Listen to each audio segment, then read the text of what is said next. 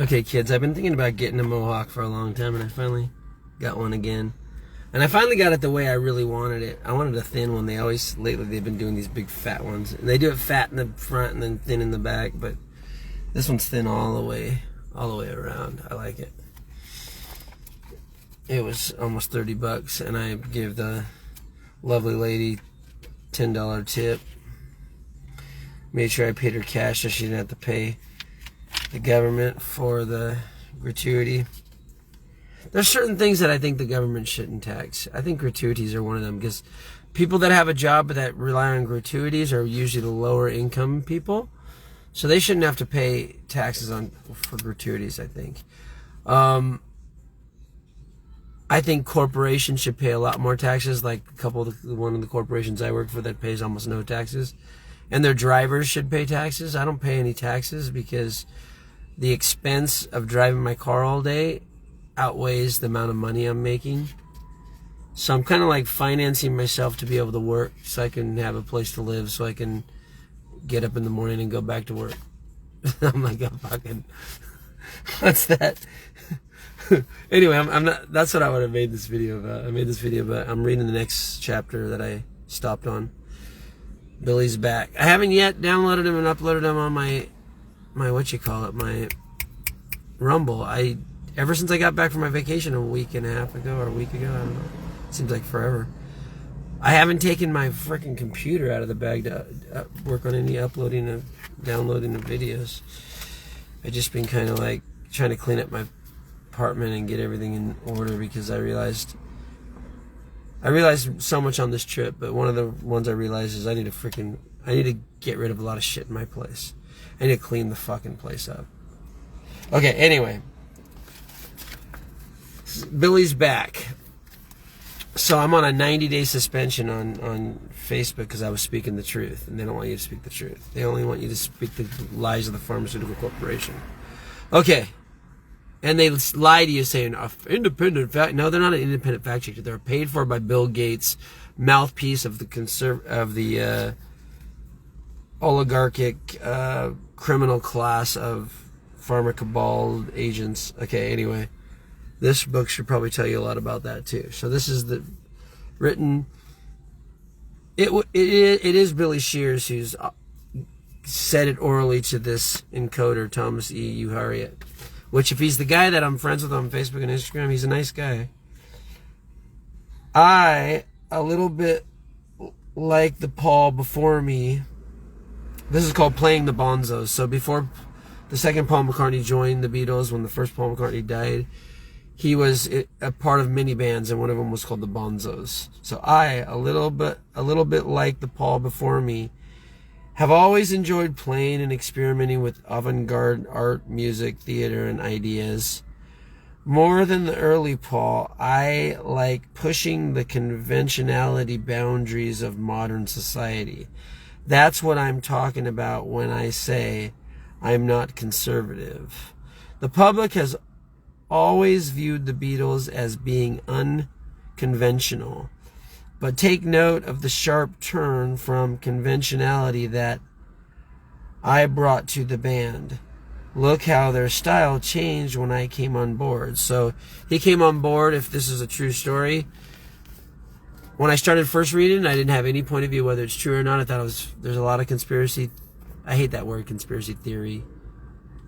There's so many conspiracies in the world, and there's people that have to research that field of subject, and they shouldn't be called conspiracy theories, because that's a fucking derogatory term created by the CIA to get you to not question the lie they told you about the Kennedy assassination, which we now know was a complete lie. They were involved, and so was the mob. Okay, anyway. When he joined the band, it was right after the Revolver. The Revolver was like bringing them to like the next level of amazingness. But then it just, from Magical Mystery the reason they said the one and only Billy Shears, Sgt. Pepper, he was the Sgt. Pepper from the Pepper Pots. So he's going to talk about his bands he was in. One of them was called the Bonzos. Okay. The Beatles, okay. By comparison, they were very normal. They had the mop top hair. So when he came in, he drastically changed them. That's what he's saying. So they were just like, oh, when she does, and when she lies to me.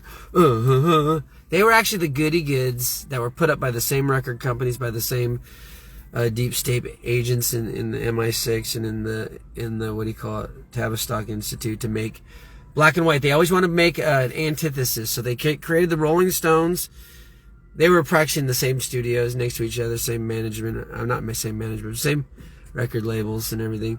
And the Beatles. So they want to always create this like they did it during the 90s with Blur and with like Blur. I think it was Blur that came from a rich suburban background, and then take the people from that are working, quote unquote, working class, and they would in the media constantly try to create this division between the two. That's what the ruling people always have done from time immemorial. They've always created labels like conservative and liberals, and they lie about what those meanings are, because the real liberals are revolutionaries, because they founded this country that was a liberal democracy. Anyway, go read the book by Robert F. Kennedy Jr. But they always want to create division, so they created the Beatles to be like the goody good ones, but still kind of doing like little sexist innuendos at the beginning, until the new Paul came in, and then they went overboard on, like, anyway, he'll talk about it here. By comparison, they were normal. Okay, they had the mop top hair, but wore suits, ties, and Beatle boots.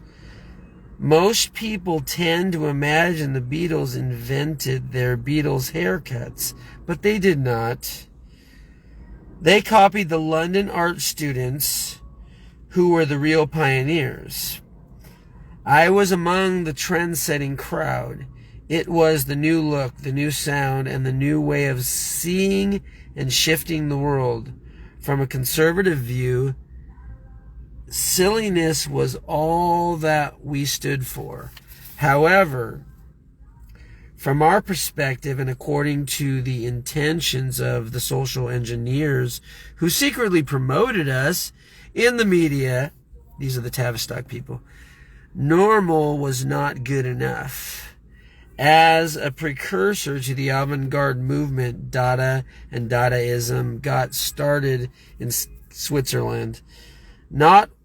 Switzerland, we know a lot of stuff starts there in the deep state. Not wanting the culture that was a part of the First World War, the most creative people set all new standards of art, literature, and theater as a rejection of the prevailing rigid standards. This rebellion had spread on its own accord, but was spurred on by the gross absurdities of war. Artistic avant-garde anti-art again grew together with the anti-war response to the Vietnam conflict. Fighting is absurd. Let us add some boxing context. Let me get a drink.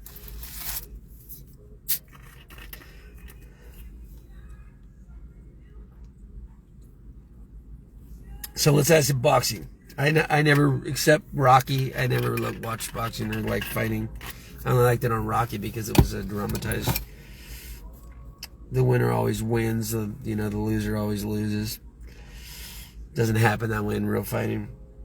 Okay, the world heavyweight boxing champion Floyd Patterson, like the plot of some Rocky movies, was accused of only fighting the people that he knew he could win. He was being protected. Finally, in 1962, he foolishly agreed to fight Sonny Liston. It was a big event. The fight was scheduled to be held in New York, but the New York Boxing Commission denied them a license because of Liston's criminal record. The event was then moved to Chicago, Illinois, and was viewed in England by transatlantic broadcasts. Liston, who was murdered years later, dethroned the champion, knocking Patterson out in the first round, making Sonny Liston the new World champion. Here goes some ex-convict.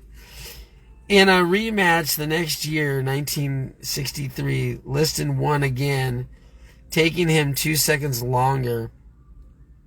A year later, 1964, Liston lost the title to Cassius Clay, otherwise known as Muhammad Ali, who was later known as Muhammad Ali. Okay, I would have watched Cassius Clay. I think Sugar Ray Leonard and Roberto Duran was the only fight I watched because I was at the Duran's house. They were my babysitters, and they were going for Roberto Duran.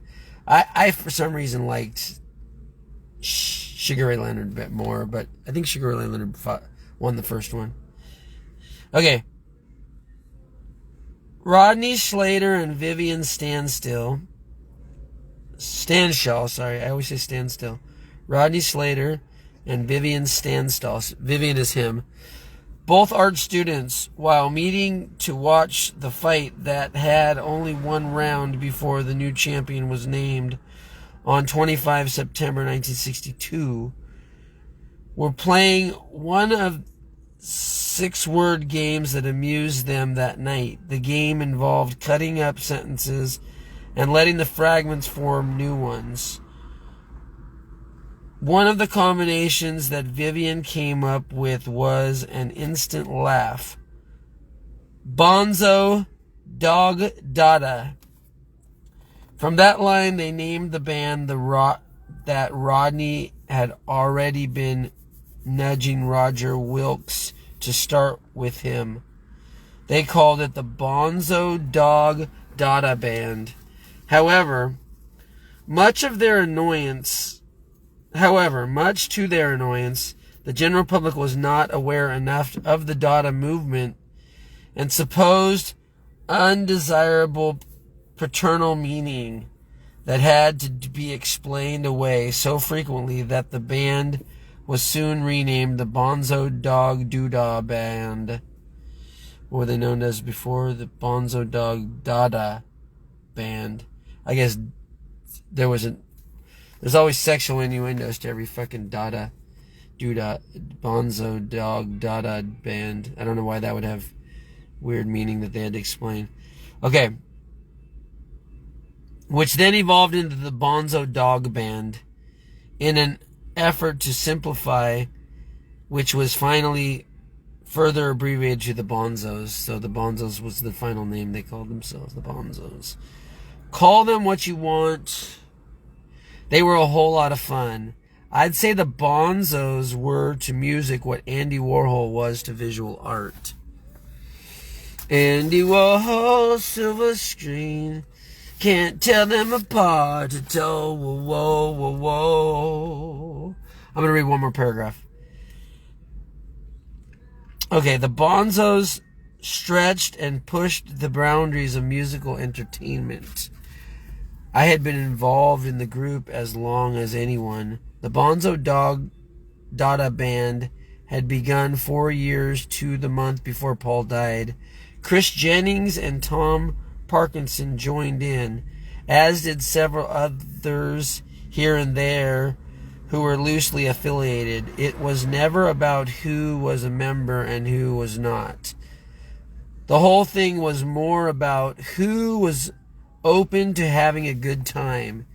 Each one of us took part in heralding an escape from reality. Okay, I guess I gotta finish there, because my work is calling me. See you later, alligators.